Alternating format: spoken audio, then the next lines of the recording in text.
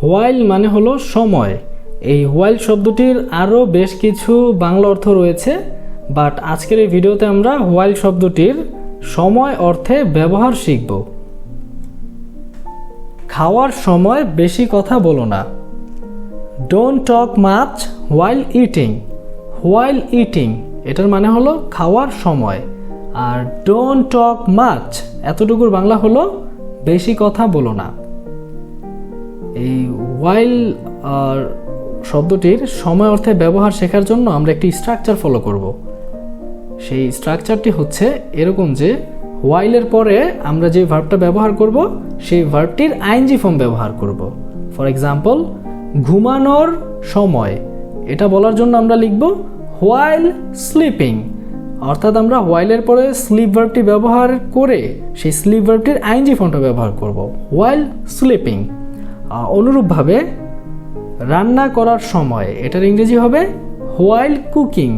Cook মানে হলো রান্না করা, আর এখানে আমরা কুক ভার্বটির আইএনজি ফর্ম কুকিং ব্যবহার করেছি, হোয়াইল কুকিং, রান্না করার সময়। সো চলুন আমরা এই জাতীয় আরও কিছু প্রয়োজনীয় বাক্য শিখে নিই, যেগুলো খুবই কমন এবং যেগুলো আমাদের সবার শেখা উচিত।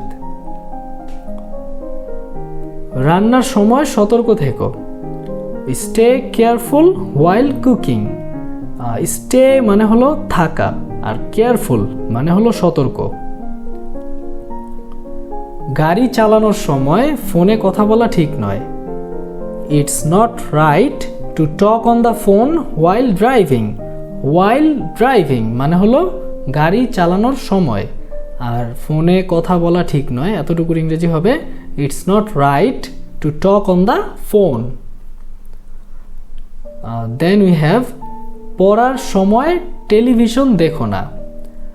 গাইজ, আপনারা কি অনুমান করতে পেরেছেন যে এটার ইংরেজি কি হবে? যদি অনুমান করে থাকেন তাহলে সেটা অবশ্যই কমেন্ট করে জানাবেন। আমি চেক করে আপনাদেরকে রিপ্লাই দেব যে আপনাদের এই বাক্যটা সঠিক হয়েছে কিনা। এনিওয়েজ, আপনি কিভাবে ব্যথা পেয়েছেন, এটার ইংরেজি হবে how did you get hurt. আমি খেলার সময় ব্যথা পেয়েছি। I got hurt while playing.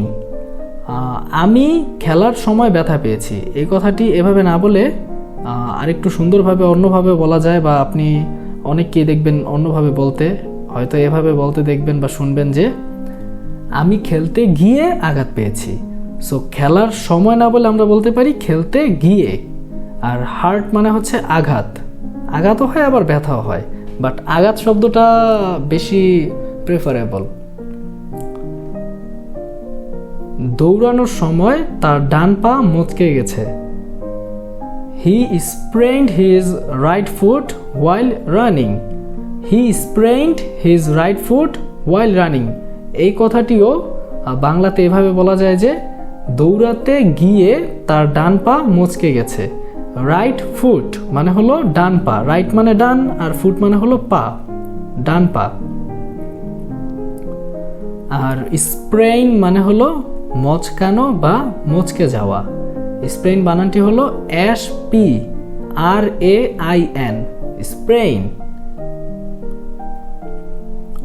Deer learner, এখন আমি একটি ইংরেজি বাক্য আপনাদেরকে দেই, সেটা আপনারা বাংলাতে অনুবাদ করে কমেন্ট করে আমাকে জানাবেন যে এটার বাংলা সঠিক অনুবাদটা কি হবে।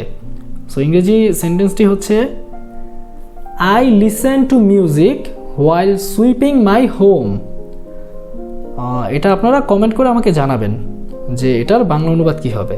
এনিওয়েজ গাইস, আমাদের এই চ্যানেলে আমরা প্রতিনিয়ত ইংলিশ লেসনের ওপর গুরুত্বপূর্ণ ভিডিও আপলোড করতে থাকব, যা আপনার ইংরেজি ভাষার দক্ষতা বৃদ্ধিতে অবশ্যই আপনাকে সাহায্য করবে। সো আপনার ইংরেজি ভাষার দক্ষতা বৃদ্ধি করার এই মিশনে আমাদেরকে পাশে রাখতে চাইলে বা আমাদের থেকে সাহায্য পেতে চাইলে স্ক্রিনে যেই গোলাকার লগোটি দেখছেন সেটিতে টাচ করে আমাদের এই চ্যানেলটি সাবস্ক্রাইব করে রাখতে পারেন